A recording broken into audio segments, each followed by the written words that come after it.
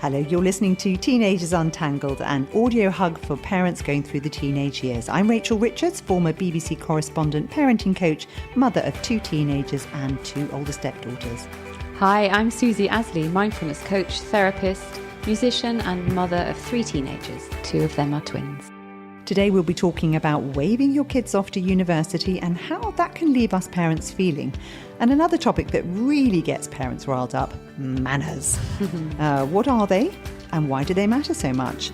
If you're not familiar with our format, we pick questions that have been raised by listeners or that we've come across day to day, and I research what the experts have to say on the matter. Susie, who spends her working life helping teenagers and adults manage their issues using a mindfulness approach, gives us her own perspective and some really excellent tips on calming our fears. Now, before we get on to this week's key themes, I've decided to introduce a little segment called Nuggets. Not the chicken variety, we mean nuggets of gold that we've picked up as parents. So all reflections on what's happened this week. So Susie, what's yours this time? I love this idea and I'm struggling to pick. Too many, which is great. My daughter is doing art, GCSE, and she came home and she had to copy a picture, which was really quite complicated and difficult. And she felt quite overwhelmed, like, where on earth do I start, Mum? I don't know how to do this. So I sat down with her and we broke it up into little bits, like literally little bits, start here. What do you see now? What colour? And it just, it took us 2 evenings. Wow. Well, not the whole evening, but just let it dry and then we did it again. But it was just the concept of, breaking things down into little bits. By halfway through the first session, she was kind of like, oh, okay, this is going to be all right. I can do this. So she went from overwhelm to breaking it down into little bits. And then by the end was quite happy with what she'd done. It was just quite a good simple. And it's something we can all do, just make things manageable. When it all seems too overwhelming, think, okay, what can I do now? Yeah. That's doable, and then I can just do it one step at a time. So for me, I have quite a few too, but I've picked this one. I was talking with a teenager who said that her friend's mum was really loving and trying very, very hard to be close to her, but that her friend constantly pushes her away and actually hates being around her, gives her the ick, as they say. I asked this girl why she thinks that it's happening, and she thought about it and then said that there's no trust there. And I asked why. And she thought about it again. And she said that the girl had once told her mum something she felt was very personal, but that her mum had then immediately shared it with everyone else in the family. And that really made me think, because to be honest, I've done that sort of thing in the past, and my kids called me out about it. And I immediately apologized and very directly said, right, You're completely right. And from now on, anything you tell me will be completely in confidence unless it's dangerous or something. And then even then I will say, right, I think I need to tell somebody about this. And I think that's the reason why my girls are very happy to tell me pretty much anything, because they know that it will stop with me and that I will take great pleasure in trying to help them. And I won't judge them. And it's really hard to do because sometimes they tell me things and my sort of waggy finger comes out in my head going, no, you shouldn't. But I have to calm that and just talk them through things and try and get them to come to a solution instead. And it reminded me of one of the excellent comments a mother made when we first started this podcast, Sally, I think her name was. And she said, when you're an adult, we only tell people things when you trust them. And if you have a friend who you think is going to go and tell everybody else something that you tell them that you feel is personal, now they may not value that in the same way you do, but you're not going to tell them. Yeah, no, once it's happened once. So I think it's just one of those things that we have to remind ourselves sometimes that if we want to build that relationship with our teens, it also has to involve a deep level of trust. I remember being a teenager and deeply embarrassed by most things. So having other people talking about you is just mortifying. Yeah. Now, how do you feel about your teenager leaving home? Are you dreading it? It's known to have triggered a mental breakdown in some parents and the term empty nest syndrome. Or are you going to be rubbing your hands, skipping back into the house and planning some exciting new adventures? You've already said you're going travelling. Bit of both. Bit of both. I've got dogs. I've got a dog. I've got a dog. There's a limit. I'm going to take my dog with me. Are you? Yeah. I don't think take them to the Maldives. Do they take them? Anyway, well, anyway. Maybe my plans weren't as grand as that. I can dream. Anyway, I've seen some arguments between different parents that, who say, right, once your kid's 18, you've got to stop meddling. You've got to know, stop trying to give them advice. Let them just make their own mistakes. And I just thought, oh, that's a bit painful because I don't think they suddenly hit 18 and it doesn't work like that really, does it? No, their brains are still developing as we would be till they're 25. But, our relationship, of course, changes and our role changes, but we're still there for them. Yeah. Now, Sarah said her dad suffered from empty nest syndrome as well as her mother. And she found out years later that he used to cry when she went to university. And she said, well, obviously it would have been harder back then because there were no mobile phones. And her dad would get a call from the phone box every now and then, usually when she needed money or a lift home. Yeah, that's so true. It's really changed, hasn't it? Communication's really changed, so they're not so far away. I think that's actually really important. But that can also make it harder. Yeah. Because it means that you've got the temptation to constantly message them, and then if they haven't messaged that you think, well, you can. Yes. You've got to have paid for a phone or whatever. Yeah, and then Alison told us that she grieved for about 3 months prior to her first child leaving, knowing that this was going to happen, and there were lots of tears and really sad moments, and then soon realised that they do come back and they're not gone forever. The holidays came around quickly and that you can visit them. And she said, that's a feeling you can actually tap into. Of course, the problem is that they then came home after university. So then you adjust again and then they really leave. And so, one of hers has actually properly flown the nest. And she said that, please don't get me onto that because that's really painful. That must be really hard. But it's also, again, the idea that we've discussed before that's being upset if you feel upset, or this feeling of grief is a normal reaction to a situation. We do like to go and pathologize everything and make it out to be some sort of abnormal illness, but that's a normal reaction. So allowing it, of course it's hard. I know that when my kids leave, I kind of kid myself that because they have from a very early age gone and spent weeks at a time with their dad in another country, that I've done it a bit, so I'm kind of practiced, but that's probably absolute rubbish. I'm not sure it's going to make any difference. I think that's absolutely spot on, and it's called a syndrome, but it's not a psychiatric health condition. No. What can happen though is depression and anxiety as a result of feeling this emptiness. If we don't allow the feelings, if we don't stifle them or pretend they're not there, or whatever it is we do. Yeah, and it describes loneliness, grief, pain. Like you said, the grief. It can be physical and emotional. You feel it in your body. Oh, completely connected. And sometimes we feel the physical symptom first, and sometimes we feel the mental. But it's totally connected. Two things pop up. First of all, is like how you parent. So is your whole identity being a parent, no Great judgment point. There. But, for some, I think maybe particularly mothers, although I'm sure there are some fathers that have the same, their whole identity is being a mother, and, that can, be fine. But when that means that when their child leaves or children leave, they are then left, well, okay, who am I now? And that can be really tough and really difficult.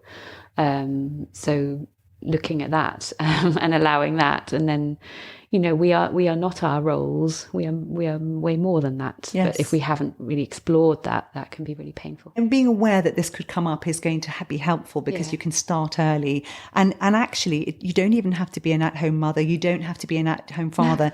There was a quote from a woman called Lillian Little who said, "I thought I would never suffer from empty nest syndrome. I'm a college professor with a PhD. I thought only pathetic women who have no life beyond their kids have a problem with this." And then she said she felt a life-altering loss when her kids were leaving home. Yeah. And you can have sleeplessness, loss of appetite, nausea. Like I said, it can be both a sort of psychological grief, but it can also be physical. Yeah, I mean, it's a loss, isn't it? It's a loss. And I think I heard, in the olden days, however, that's such a weird thing to say, olden days. The olden days. People, mothers had, psychological breakdowns sometimes when their firstborn left, often if it was a boy. And, I can see that being a thing. But, and then there wasn't an awareness about it, and maybe a different kind of help, or not any help. But it's the same now. It's a big loss. big. Yeah. So things you can do to prepare ahead. Identify what roles you've actually played. So, I've been a mother, I've been a neighbour, I've been, if you've been working, what roles do you have in workplace, your friends? So who am I? Yeah. Because that's what I mean by identifying your roles. And then what roles would I like to have? Yeah. What would I like to, if somebody said, put something on your gravestone, what would you like them to say about you? Absolutely. And if you want to go even deeper, you can go, well, who am I without any roles? Who am I?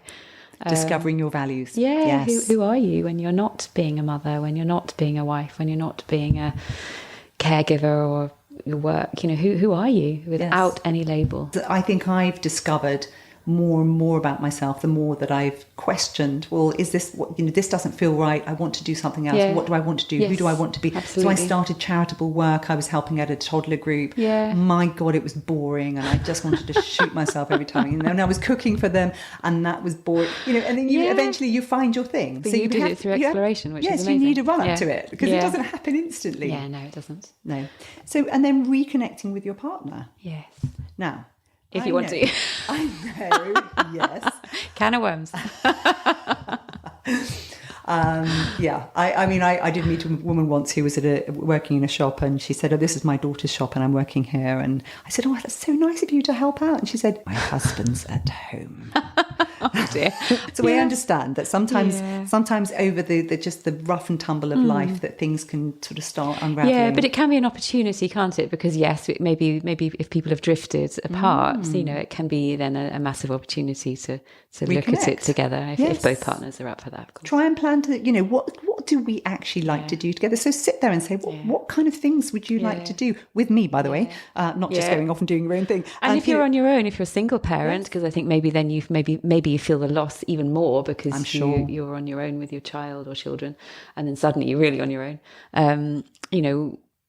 Reconnecting with other people, how can you make that work? How can you be in a social network somehow? Absolutely. Building your friendship groups, going and doing things that interest you, and then that way you'll meet more people who potentially like the same things as you.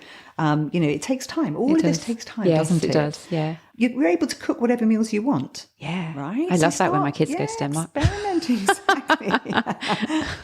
Your life doesn't have to revolve around their sporting activities. So now you can think, okay, well, I could go out and do some sports myself. Yeah. Exercise is a massive one. It's a really good way of helping your own everything. Yeah, really good.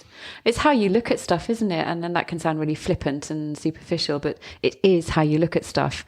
Glass half full, glass half empty. They're leaving. Ow, that hurts. Giving space for that. That's really important. Not just shoving a lid on it. But okay, what's the plus in it? What can I do? Like you'd say, the sports, the activities. And as you said, giving that space is accepting those feelings of sadness. I mean, if you want to hug the T-shirt of the absent teenager, that's fine. Do what it takes. And it's also hard because it's not just the absence of them in the house, it's that you're now potentially not needed all the time. Yes, you're not. The identity part, they're not going to come home, and you don't have to wait up for them to come through the door. And you may be thinking, are they safe? Yeah. There's the kind of fear. Yeah, absolutely. And it also touches on a with that in mind, it touches on a subject that we often refer to, which is change, isn't it? We don't like change, but that is part of life. So it's the only thing that's constant. It's the only thing that's constant, absolutely. And so we've already experienced a lot of change with our kids. The babies, toddlers, all of that. It's changing, and then the next change is that they leave home. That's what we're meant to do. That means we've done our job. Yes. But we don't like it, so we cling on. We're clinging on to the stuff that we want to keep. And it's the resistance to change that makes us suffer. I think you're absolutely right. But I do think that one of the reasons why this can be particularly hard is if, like me, you had your children later. Yeah. That when they leave, it's a sign of, your impending old age. Yeah, absolutely. And this sense, and, when I talk to elderly people, they just say, oh, God, getting older is really horrible. And so there's this fear that you're ending up, you have to take life with both hands. Yes. And like you said, have a sense of gratitude, draw from people like Edith Eggers and think, okay, what can I be excited about and grateful for, and what can I build? Yeah, and I really like to... don't know if we've talked about it before, I like to use a word like I have to do this, I have to, everything's a bit, heavy. And if you put in, instead of saying I have to, I get to. Oh, I like which that. Which is really nice. So, yes. I get to see my kids going off to go and live. I get to do that because the alternative's not very not great. I mean, there are many alternatives. Very true. So that just kind of... No, even if they're lounging around the house for the rest of their lives, that's not good. So no, you're absolutely right. One thing that I did read was that it's really important when this first happens, those first 6 months, don't make life-altering changes. Don't suddenly sell your house. Don't suddenly jack in your job. Or, unless you've been planning on travelling around the world. Shall I wait? Well, they might actually literally drop them off and you're heading for the airplane. They may think, oh my God, no. Is that called abandonment? Okay, I might need to rethink that. But it's this sort of, actually there are elements of, wanting to get on with it, which may not be healthy. Just give yourself a bit of time. Bit of time to adjust, because you may think that this is what you need right now. And you may find that 6 months down the line and the dust is settled and actually it's a little bit different from that. Or abandoning your husband. You're like, I've been waiting all this time. I'm just going to walk out right now. Just give it a little bit more time, maybe. Yeah, that's really good advice. And also our kids might, they might need us in a different way, One of our listeners, Emma, said to me, right, what you've got to do is you've got to log on to this, there's a Facebook group, join this Facebook group, and it's What I Wish I'd Known. And it's about sort of, teenagers leaving home and stuff.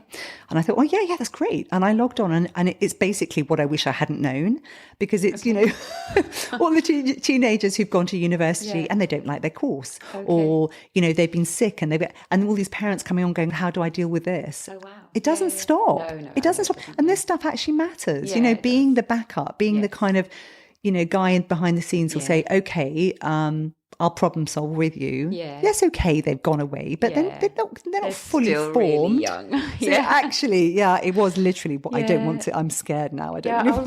Our role changes, but we're still their rock. Yeah. And in terms of practicing self-care, eating well, if I'm going to have a moment when I feel low, you can prepare for this and think, what gives me joy? Okay, I'm going to know that's going to be the thing I'll do. Yeah. And try and build some new routines, because the problem is if you have the old routines and then they just disappear, you can be left completely flat, lying in bed thinking, now why do I get up? Yeah. I haven't got to get anyone to the train station or make sure that they're on time or all that stuff. And it does take 28 days to form a new habit. So you do have to sort of just give it time. Yeah. Don't think, I can't do this. I just can't be this person. I can't, It's that beautiful balance, isn't it? Between allowing the feelings that maybe don't feel so comfortable, don't feel great, allowing them and taking care of them and having compassion and, doing nice things. And then, looking more actively, how can I help myself? What can I do? Yes. And so you've got to have these kind of working out what new challenges you can find for yourself, and resisting the urge to check in too much, which I mentioned at the start. Because the problem with the these kids. phones and you've got the email, and you could be sitting there like a lovelorn teenager waiting for a message from them.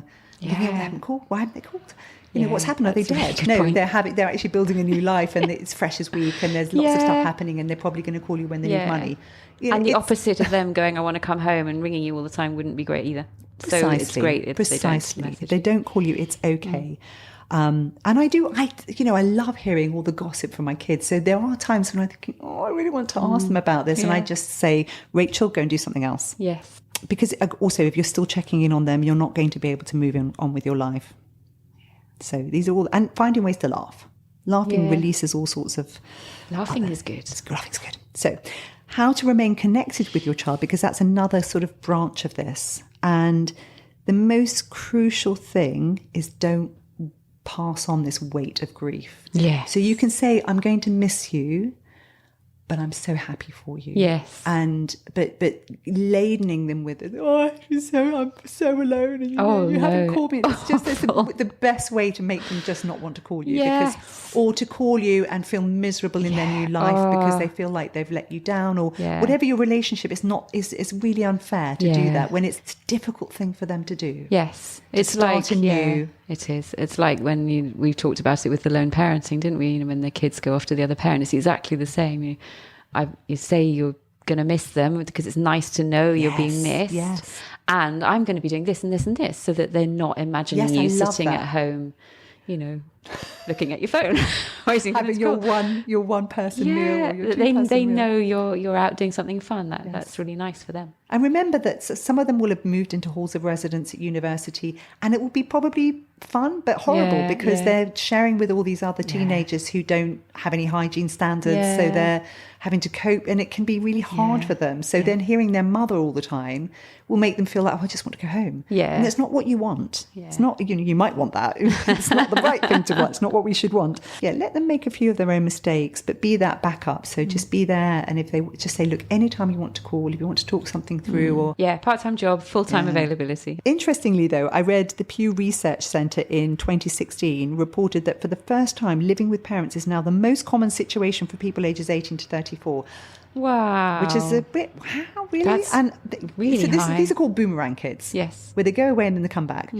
And I imagine that's probably increasing. Yes, with the financial climate. Because of the financial climate. We had that with lockdown. We've had it with so one of my bonus daughters just messaged me and said, can I bring my stuff back? And I'm going to sofa surf, but can I use you as a base? Because she can't find anywhere to live. Which is hard. Which is horrific, because she said all the properties are going 24 hours, they're gone. Yeah, crazy. And that's very hard. Yeah. So of course you can. Yeah. But when they do come back, of course you're having to sort of reshuffle your life. You've got justice to them not being there. You've got a new rhythm, and then you have to reshuffle again. And a very different role. It's a very different role. And Libby, one of our listeners, said her son is about to move back in. He's, similar situation. Yeah.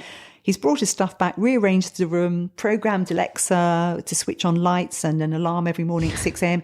And then he left because he wanted to go and see his girlfriend. And so he's coming back after I think at the end of the weekend. Yep. She said every morning she wakes up at 6 a.m. with an alarm blaring. She can't work out how to switch it off. She can't get hold of him. That's so and the lights, funny. And she's saying to Alexa, stop, switch off the lights. And Alexa's saying, which lights would you like turned off? Because he's even programmed every single light separately. So she has to say, please switch off this light and the desk lamp and the So it's sort of unplug Alexa, I say. Gosh, she's so right. Why didn't I say that to Libby?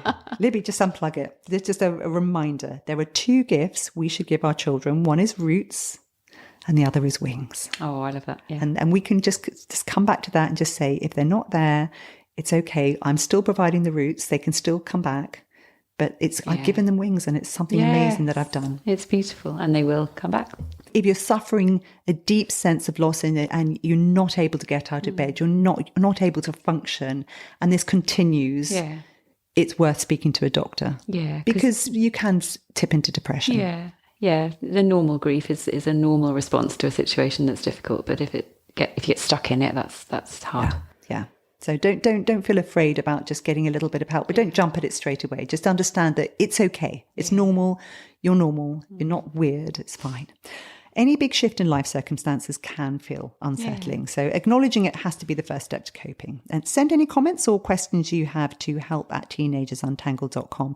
You can also review us on our website. One of our listeners, I was talking to Polly, who has an Apple phone, but she wasn't sure how to follow us. Oh, okay. Because she'd managed to go on the website, but she didn't know how to subscribe. So I looked at the Apple phone and I said, all you do is you just kind of find our main page on the iPhone, zip down through the podcast right to the very bottom, and that will have reviews and I think there's a subscription there as well, something. Anyway, just flick through. You can find it. I know it's hard to navigate these things sometimes. Right. So when I was doing that, they mentioned other podcasts you might be interested in listening to. Like, you've enjoyed this podcast. Guess what came up? If you listen to Teenagers Untangled, you might enjoy How to Fail. Oh, thanks, Apple. I don't think I need any help with that. Thank you very much. Brilliant. Right.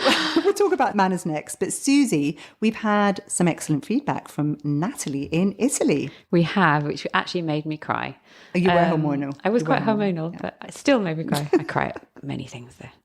You guys are awesome. Some people really need help, but cannot afford to go to a therapist. You and Susie are really, really helping people. I kid you not. When I listen to the two of you, it makes me feel so calm and puts a smile on my face. You guys are so upbeat, honest and caring, and most importantly, give great advice. I've tried to listen to alternatives and my God, they are boring. keep going. Brilliant. And my 14-year-old son, I read it out to him very proudly, and without even missing a beat, he just went, "Did you write that, Mum?" Thank you. Anyway, Natalie, that was really, really kind of you to let us know that. And it means a lot to us because, we're just chatting to the microphone, so we don't know. Thank you, Natalie. Whether we're boring or, so thank you. Yeah. Now, Alex, who actually was the person who came up with this podcast idea, she raised the issue of manners. Yeah. And the reason she did this was because her daughter, who is about to go to Oxford University, well done. Wow, amazing. But we wouldn't care if she was going somewhere else, it doesn't matter. She had got a bit cross with her mother because being part French, she expected her mother to have told her something, and that was what the manners were in a French environment when she went into it. And her mother said, it's just so much part of who we are that I hadn't really thought about it. Yes. Very interesting point. Thank you for raising it. Yeah. And the point was that the French, when you go to their houses, have a very, very specific routine. And this is etiquette. So we'll come on to that in a minute. And what you do is kiss both cheeks. And you have to look people in the eye, have a conversation like, bonjour, madame, and then have just a brief conversation with them. And then you can go off and be a ragged, horrible teenager. And then at the end of being at the house or the party or whatever, you have to repeat that exercise. You go up and you give kiss, and then you have to acknowledge that you had a lovely time, and then you leave. And this formula is very important to the French, and it's instilled in them from a young age. And Alex and I were laughing because our experience of, and I don't know where you're listening, but our experience of English teenagers has varied enormously. And we do get the ones where they just pass like a shadow. Yes. Like a ghostly shadow somewhere in my peripheral vision. And then you can hear some cackling upstairs. And there's just literally, I just feel sort of a bit, so who is in my house? Yeah. Or a bit of a grunt, and no looking at you, and it's a really interesting phenomenon. It's really interesting, and it's really varied. In my experience, it's very varied. I think, actually, my kids have got really lovely friends who are all really sociable, actually, and are really good at talking to adults. They always ask me, "Oh, hi, Susie, how are you?" and which is really lovely. Partly who you are as well, I think. Yeah, maybe. I kind of hang out with them and they're like, right, you can go now. She's one of us, yes. Can you leave? Can you get your mum to go now? Yeah, so they are lovely, but yes. I have also experienced, other the shadow. I like that description, the shadow where they just glide It's not past all of them, but that it just... The shy ones. This is quite... I'm never bothered by that because it's usually because they feel uncomfortable. So I would hate to make them do something they felt uncomfortable with. And Alex said that. She said, her experience of males coming to her house who are English, she's just a bit shocked because they don't seem to have the etiquette. Yeah. Now, so I've used the word etiquette. So this is an interesting one. I actually said to my husband, so what's the difference between manners and etiquette? And it really annoyed me because he absolutely nailed it immediately. And I thought, have you been to some finishing school or something? You're really irritating me here. Etiquette is a set of courteous rules for performing certain actions based on societal norms and values. So there will be etiquette in every single place you go. Yep.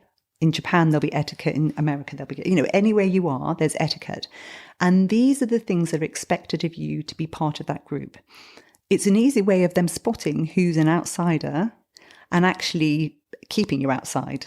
So, and in England, it's been used in the social classes by, the sort of upper class, that the lower classes would use the word serviette, for example, whereas the upper class would use the word napkin. And they immediately heard that word serviette and went, I didn't know that. They would know that I'm afraid you're trying too hard. It's because it's a French word. And so it was brought into the French court and it's not an English, So it's just an insane way of actually delineating what who's your social group. Yeah. Manners are part of that. And good manners, though, they are to do with your attitude towards other people and how important their comfort is to you. Okay. So it's more interrelational. There's a saying, manners maketh man. I don't know if you've heard of it. Yeah. It's typically attributed to the 14th century Bishop William of Wykeham. It means a person is not defined by their birth, property or money, but rather by how he or she behaves towards other people. Someone who has good manners will walk into a situation and think, what's the etiquette here? Okay. Oh, that's really interesting. They will think, how do I make this person feel comfortable? How should I be behaving in this particular scenario? It reflects someone's level of respect, kindness and consideration for others. Yeah. So you're not somebody in a restaurant who goes, oi, that's, it's bad manners, isn't it? And it's rude because what you're doing is undermining somebody else's place. Yeah. What was very funny was my daughters, I remember waiting outside a museum in London, and there was a family opposite us. And this was when my daughters were quite little, and the mother was sort of drinking soup out of a kind of a big mug thing. And she was really slurping loudly. And then at the end she burped. And my girls were going, "Oh, mummy, oh." But they were giggling. Well, I just said, girls, she's just from a different culture. And that's probably a sign that she's really enjoying it. Yeah. So you have to understand. It's it's interesting. It's a fun one because so interesting because I can bang on about culture here because from anthropology, we all have these unspoken, unwritten rules that we just are sponges for, and kids are particularly sponges, but we're not always aware of them. So it's only when we go into a different one that we notice the contrast and go, oh, like your friend with the French. It's only when it's different that we actually can then go, oh, that's what we do. You can recognize it and enjoy something different, or you can feel embarrassed because you did something that the other people found really offensive. Yeah, so, or have curiosity. Oh, you do it that way. Oh, you spit your food out. Great. Can we do that too? But this comes back to one of the things I remember looking at Parent Gym with a lot of parents. And, it's nice to start young, but it's never too late. And it's this sense that there are rules absolutely everywhere. It doesn't matter where you are. Yeah. Okay, in the middle of the field, there's no rule. But, generally there are rules, and you getting your kids from an early age to understand there are rules. Yeah. Let's work out what they are and know when you're breaking them. I think research shows for little kids that the best way of getting them to be a particular way, if that's what you want them to do, is to do it yourself. Absolutely spot on. Telling them is not very effective. But if they always see you going, thank you, please, if that's what you want your child to do, then eventually they'll just do it because they are sponges. I think that's so spot on. It's so, and teenagers as well. Yes, and they don't want to hear you telling them what they should be doing when you're not doing it. Especially teenagers. Right. Especially teenagers. So there's I've got some fun ones, and I have not researched this extensively. These ones. So correct me if you're listening in Japan and it's not this, then let me know. But apparently in Japan, if you tip, it's actually considered offensive because you're basically saying, here, have some extra money because you need some training. Oh, wow. Whereas in America, it's, that's everybody tips, right? And it's offensive if you don't. Yeah. Avoid the salt shaker in Egypt. Okay. Because if you put salt onto the food, it's a way of saying, look, you haven't done this right and it tastes awful. I mean, I have seen people salt before they've tried the food, and I find that a bit irritating. Yeah, some people find that offensive here as well. Yes. Here's one that I mentioned to my husband, and it's never fill your own glass. In Japan, it's considered to be very narcissistic and even antisocial, because what you're supposed to do is fill everybody else's glass, and then someone else will fill yours. Okay. So it's a kind of, very... Yeah. And I mentioned this to my husband. I said, it's really interesting, isn't it? He said, well, yeah, but that's just plain manners. I mean, you never fill your own glass. And I thought, wow. Well, I kind of have, because I've been at dinner parties where... I'm the person drinking water and other people are drinking alcohol, and I'm sort of looking at them thinking, you don't need that. And there's only the small amount of water left in the bottle, so I'll just pour it in my cup. And then I think, gosh, were they all... Was I leaving? And everyone going, did you see her pouring the water in her own definitely. And I think that's okay. And apparently in France, now I'd love my French, I haven't called my French friends, but apparently bringing wine to a dinner party in France. Here in the UK, it's kind of de rigueur, right? Yeah. You take the wine. Yeah. In France, nah. That means you don't think the host is good at picking wine. Oh, wow. And I'm afraid the French, they like their wines. And it's kind of offensive. It's good to know these things. It's a good one to know. So actually, it's really easy to be just a little bit, but hopefully they just go, she's English. Yeah. She can't help it. Right? Yeah. And now, I asked my daughters what they thought were important manners. Have you asked your kids? I've talked about it with them, yeah. No, you go first. So one of my daughters said, well, please and thank you, obviously. And I said, yeah, okay, that's a good start. Anything else? And she said, well, just manners are really important. So I thought, well, at least, she sees this as important. Yeah. The other one said, gratitude. Oh. And I thought, that's an interesting one. And I said, why gratitude? And she said, it just makes everybody feel better when you notice that someone's done something for you and you say thank you. Yeah, so it's not really just lovely. about thank you. It's about noticing that something's been done that they didn't need to do. The effect that your manners have on them. Yeah, I did ask mine, and one of mine said, "Oh well, it came from something he did actually." Someone was around visiting that he didn't know, and we had dinner, and then he went off to watch some TV or something. And as she was leaving, called out a bye, and he went by and said, "Really nice to meet you." And I just thought that was really lovely. And I was thinking, crikey, I would not have said that when I was 14. Yes, I just kind of shuffled off and gone by. And I didn't want to make a thing of it, but I said after she'd left, that was really lovely. I really loved that you said, nice to meet you, you know. And he kind of looked at me and was like, well, of course, you know, I think he said, I'm not an animal or something like that. I didn't mean. And we talked about manners then, and he said he thinks it's really important, and his friends are very, very good at talking. And I said, I think it's a lovely thing, but you know, what do you think about it? And he said he thinks it's really important, and he related it to getting on with people. You know, if he wants to get a job later in life, it's important to have manners, and for him, they were really important. It was I hadn't really thought about it like that. I think I've that's never spoken to very him about insightful, isn't it? Yeah. That actually it will make you able to influence people more, because I think at the root of it all is people want to be seen. Yeah. And manners, when you demonstrate manners, whatever they are, what you're doing is you're showing the other people that they matter and that you've noticed them, that they're seen. Yeah.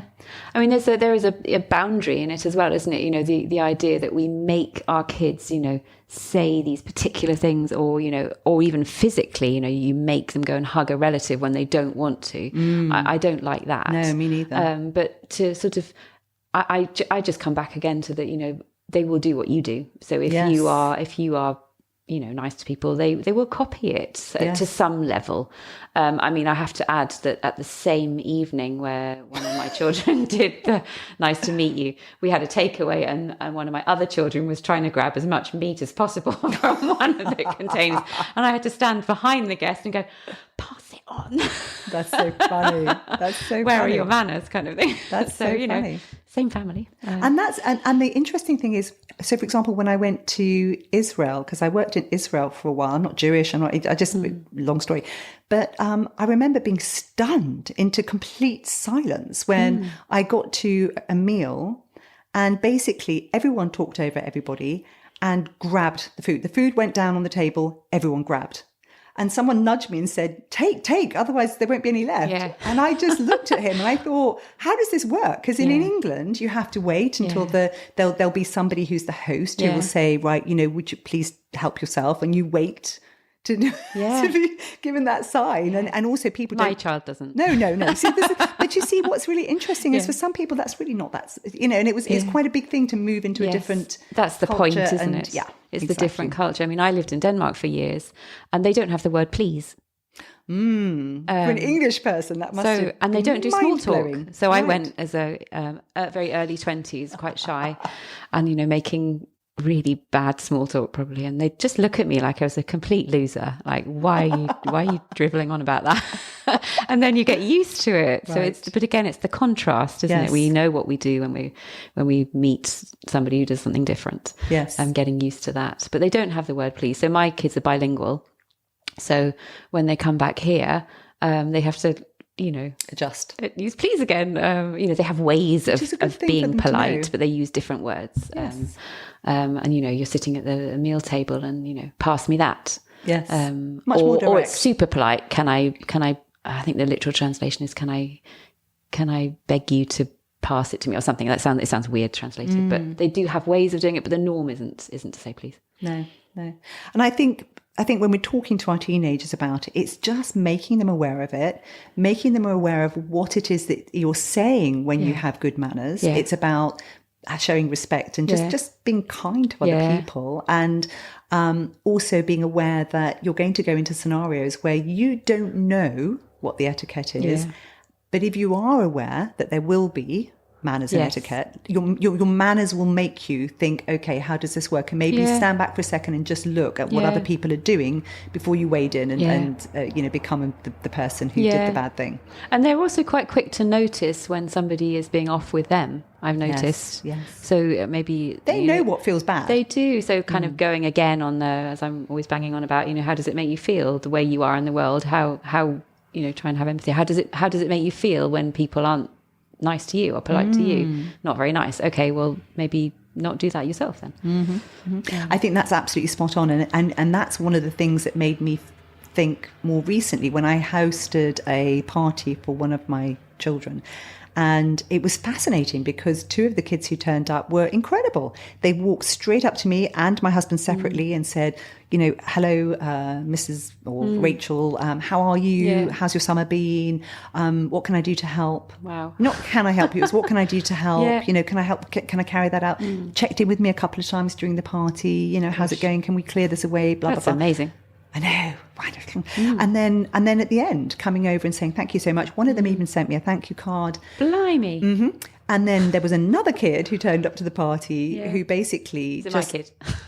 wasn't your kid. But again, I'm not trying to shame people. I'm just saying that it felt different because I saw this kid walking across the garden, and I thought, wait, sorry. And I said, hello, sorry, who are you? And that was a bit rude of me to just say, excuse me, who are you? And, he's grown a foot, and he said, it's me. And I just looked at him and thought, oh, I just didn't recognize you. But inside me, I was thinking, well, you could have actually just come over and said, oh, hi. Yeah. And then that's it's tricky, just that they know it. Yeah, it's tricky, isn't it? Because then you have the whole...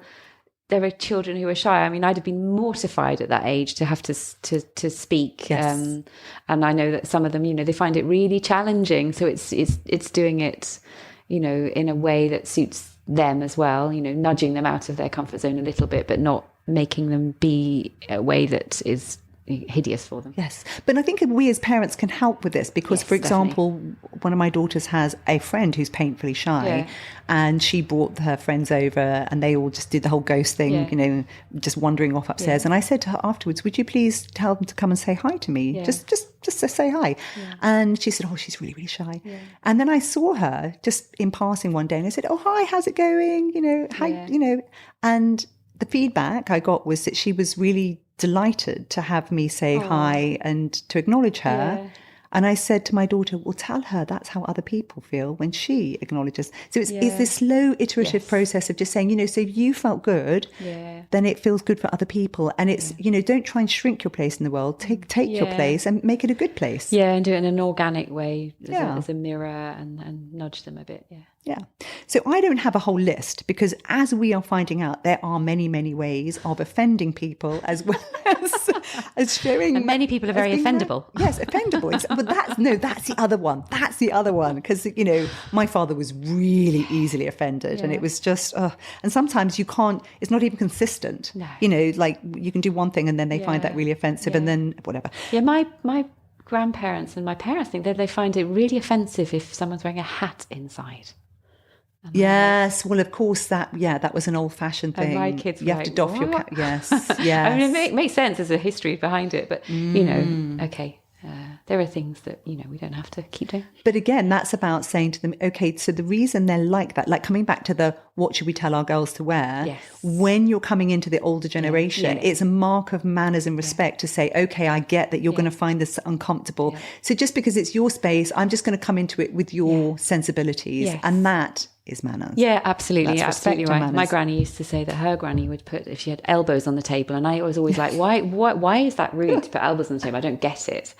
And she'd say, well, I never got an actual answer to that. I can tell you the answer. Oh, okay. But she'd say, my granny used to if I had my elbow on the table, she'd bring me a saucer and put it in that. Yeah, they'd always say no uncooked joints on the table. Oh. But I read, now again, this might just be nonsense, but I read that it used to be that tables would be on kind of trestles or these tables that weren't even. Yes. And anybody who put their elbows on the table would put too much weight on that end of the table and it would dislodge the table, that makes sense. Destabilize it. Yeah. I don't know how true that is. Yeah. I don't know. I mean, in my table at home, you might put your elbow in something you don't want to. I wouldn't do that. You've got sauces at the ready. Yep.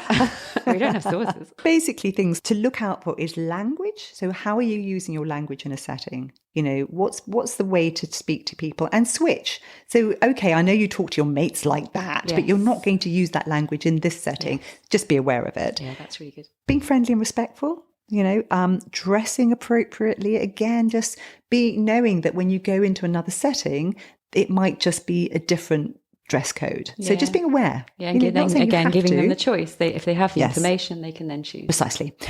Timekeeping. Ooh. Again, in Venezuela, I think it was in Venezuela, if you turn up on time to a dinner party, they think you're really greedy because you got there early to make sure you got as much food as possible. Anyone in Venezuela, please let me know this is wrong. But that's a funny spin on it, isn't it? Because my mother-in-law, if we turn up, anyone who's late, she's tapping her watch like, oh God, they're really late. They're really, this is so rude. Very cultural. I've learnt if I'm doing dinner, I basically always make sure it's something that is not time sensitive because why put myself through that hell? Yeah. And then I'm always happy. Yeah. Just coming back to the fact that we're talking about teenagers here, there are teen specific things because what's happened is the teens are now going out into the world and do. So this is when we're starting there'll be home manners and then there are kind of, okay, you're going to other people's houses. So I sat my girls down when they'd get invited to another person's house and I still say it and they go, oh Mom, we know. But I just say, please and thank you, always get up, clear the table, stack the dishwasher, offer to wash up. You be don't be the person who goes and stays at that house. And when you leave, they go, thank God they've gone, right? Be the person where they say, oh, your friend is amazing. So you don't want to be too obsequious. You don't want to just make your friend feel bad. The kids who do offer to help or they do, even if it's just like a hello, and my kids' friends are lovely, you do think, oh, that. I really appreciate it. I do really appreciate it. It's because we feel seen. So this is at the root of all of it is, am I making these people feel seen? When I walk into a room, am I just ignoring people? Am I treating so you're in somebody else's house, am I treating their house like I own it and it doesn't matter? It's just I think that's the thing to get into their head. And the key one with the sort of 14, 18-year-old, they've got their phones or whatever, is, don't answer your phone in front of people when you're talking to them. Don't sit at the table pulling your phone out. All those sorts of things that they get into bad habits about at home sometimes. Yeah, and making them context aware because they'll have their own friendship culture, won't they, and friendship etiquette, and maybe in that particular group it's completely fine and normal and they all do it, but having an awareness that's maybe not the same everywhere. The key one is don't humiliate your teenager because it just don't. If they do it and they know they're not supposed to do it, don't berate them in public or whatever. Wait till you get back and actually inspect why it matters to you, because a lot of us trot out these things that our parents told us were the important things. That's a really good point. And then when we inspect them, you just go, actually, it's not really that. Do I care that much about it? No. Yeah, we don't really have that many in our house. That probably doesn't surprise you. But they're ones that I've thought about that's really important. Yes. So then they're really important, and the rest they can come and go. So here's what I'm going to do. My daughter is turning 16 soon, and I have bought her her own note card writing set, so that it's easier for her to say thank you to people. Because it's I think your 16 is a very special thing to have your own headed paper note card. As part of her 16th birthday present. And I'm also going to try and write out what I think are good manners and actually get her input, get my other daughter's input. That's really lovely. Because I thought, I've never thought about this and I've never sat down and tried to work it out. And it would be fun for all of us as a kind of mark in the sand and say, right, you're about to turn 16. You have enough life experience now. What do you think? What makes you feel good? What manners matter? How interesting. I'd love to see what you come up with. Well, I will do this and I will put it in the blog. Yeah. On our website, not tomorrow. It'll take a while. Thinking if I gave my eldest that for his 16th, I'm not sure he would have thought that was a great present. It's not going to be it's not a present. It's something we're going to do as a family. I think it's lovely. Really lovely. Here you are, darling. I've got you some notelets to say thank you to people, and then I got you happy birthday. And now you can thank me with the notelets. Anyway, love maybe you. Maybe not. If you found our podcast useful, we'd love it if you could review us and tell your friends. Our website now has everything in one place, so feel free to rummage around there and message us with any of your questions or tips or topics for us to cover, and you can read our musings. You can also reach us via that. You can actually leave a voice note. Can you believe it? I haven't heard any. Somebody go on our website and leave us a voice message. Oh yeah, that would be so cool. I would love that. So in our next episode, we'll look at teenagers' identity. Are they a smart one? Are they the funny one? Do we label our teenagers? And if we do we do it subconsciously? And how does being labelled as something impact on their entire self-worth? Very Yeah, we'll unpick a bit of that. And also hygiene. Do your teenagers' pits make you puke? Are they wearing clothes that could stand up on their own? How do you get your teens to keep clean? And what really matters out of these things? That's it for now. Don't forget to subscribe so that you don't miss an episode. You can also reach Susie via her own website, which is, Susie? mindful-life.co.uk, where you can book a free 15-minute call to hear more. You can talk to her in real life for free. You don't have to just listen to this. Okay. Until next time, goodbye. Bye-bye for now.